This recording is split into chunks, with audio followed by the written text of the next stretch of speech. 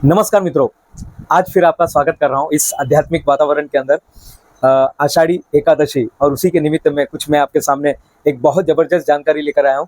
ये मैंने पेंटिंग आज के दिन बनाई है। इस पेंटिंग की खासियत है मित्रों, ये पूरा थम फिंगरप्रिंट और थंब प्रिंट से बनाया गया है। लगभग 1111 लगभग 1111 थंब प्रिंट का पूरा इसमें उपयोग किया गया है और उसके द्वारा ये एक आकर्षण आकृति जो है, भगवान विष्णु के जो अवतार हैं, हमारे जो विट्ठल भगवान, श्री विट्ठल भगवान जो है, उनकी ये आकृति है। तो बने रहिएगा, आज पूरा वीडियो देखिएगा, बहुत सारी जानकारी आप लेकर जाएंगे। कुंडलिक वर्धे हारि विट्ठल, महाराष्ट्र का ये एक ऐसा श्लोक है जिसको सुनने के बाद हर महाराष्ट्र के जो व्यक्ति है उसके अंदर एक बोलते ना, एक उनके अंदर जो रक्त है वो बहने लगता है, वो आध्यात्मिक से और जुड़ जाता है। कुंडलिक वर्धे यानी यहाँ पर भक्त का नाम ईश्वर से पहले आ रहा है। यानी भक्त ने ऐसा क्या कर दिया कि भक्त का नाम ईश्वर से पहले लिया जाता है।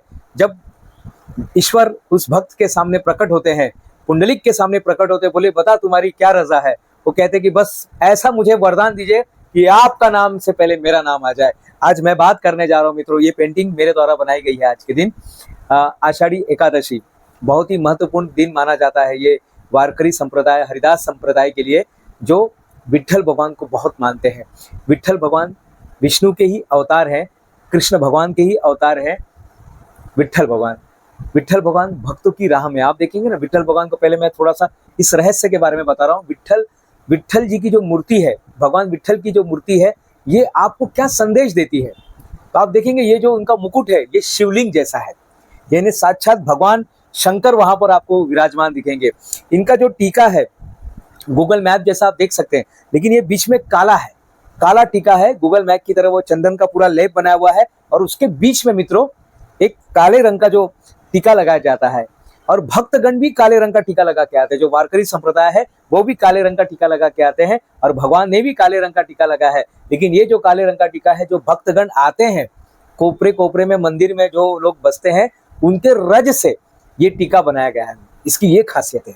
आप देखेंगे इन्हें तुलसी का माला चढ़ाया जाता है। इन्हें तुलसी बहुत पसंद है, भगवान कृष्ण को तुलसी बहुत पसंद है। और यहाँ पर भी आप देखेंगे इन्हें भी तुलसी पसंद है। भगवान विट्ठल जी की जो मूर्ति है वो कमर के ऊपर हाथ रखे हुए, कमर पे रखा हुआ हाथ ये बताता है कि वो दर्शक की राह देख रहे हैं, वो भक्त की राह देख रहे हैं। वो आने वाले जो इनके जो इन्हें जो मन्नतें मांग कर आ रहे हैं, मना कर आ रहे हैं, जो अलग अलग क्षेत्र से, पूरे महाराष्ट्र से लाखों लोग पंढरपुर में आते हैं। ये पंढरपुर में बसे हुए हैं। ये भगवान पंढरपुर में एक अपने ही अलग अवतार में वहां पर बसे हुए हैं। वहां पर सारे लोग मिलेंगे इनको। रुक्मणी बाई भी उनके साथ में है, जो इनकी पत्नी है, रुक्मणी बाई भी वहां पर है। भगवान विट्ठल के छाती पर एक मूर्ति पर आप देखेंगे ना, भृगु ऋषि द्वारा एक पैर से मारा गया, एक पैर का निशान है यहाँ पर छाती के ऊपर। और ये भगवान विष्णु को उन्होंने मारा था और उसी के बाद लक्ष्मी उनसे रूठ के चली गई थी और उसके बाद आप जानते क्या कहानी है। लेकिन यहाँ पर उन्हें एक पैर का भी उनके ऊपर एक निशानी है। भगवान विट्ठल जो है, भगवान विट्ठल यह ईटा के ऊपर खड़े हैं। और ये कोई साधारण ईटा नहीं है। जब वो आए थे अपने भक्त को मिलने के लिए, पुंडलिक जी को मिलने आए थे, तो उन्होंने बोला पीछे देखो, मैं तुम्हारी राह देख रहा हूँ, मैं ईश्वर हूँ। वो बोले भाई ईश्वर है, ठीक है। उन्होंने एक ईटा उनको दे दिया और उस ईटे पर वो खड़े रहे। जब तक वो भक्त ने उनको देखा नहीं पीछे, तब तक वो ईटे के ऊपर खड़े रहे। मित्रों, बताया जाता है ये ईटा भी साधारण ईटा नहीं है। ये ईटा जो है, ये इंद्र भगवान का ही वो रूप है। इंद्र भगवान वहां पे ईटा बनकर आए हैं और उसी के ऊपर श्री विट्ठल भगवान, विठोबा जिन्हें कहते हैं, वो उनके ऊपर खड़े हैं। आप देखेंगे विट्ठल भगवान के बीच में यहाँ पर एक मणि है जिसे कौस्तुभ मणि कहा जाता है। विट्ठल भगवान के बीच में जहाँ पर गले के पास एक कौस्तुभ मणि है। ये एक साधारण मणि नहीं है साहब।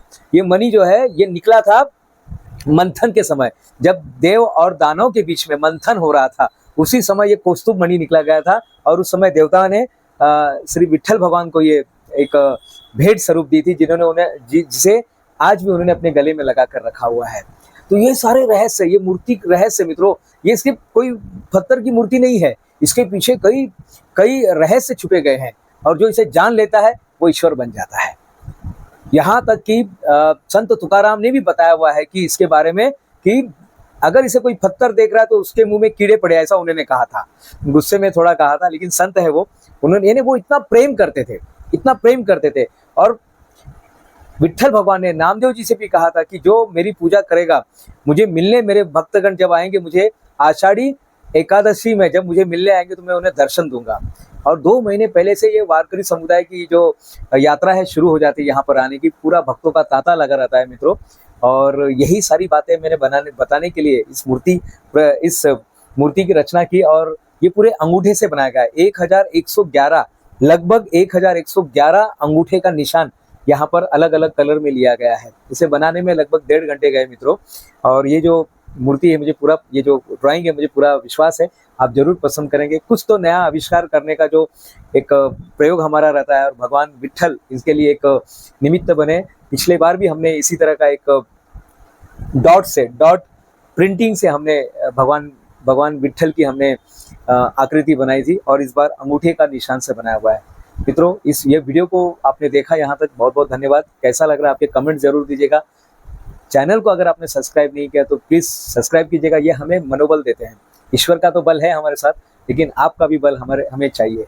तो ये हमें मनोबल देते हैं, ये हमें मोटिवेट करते हैं।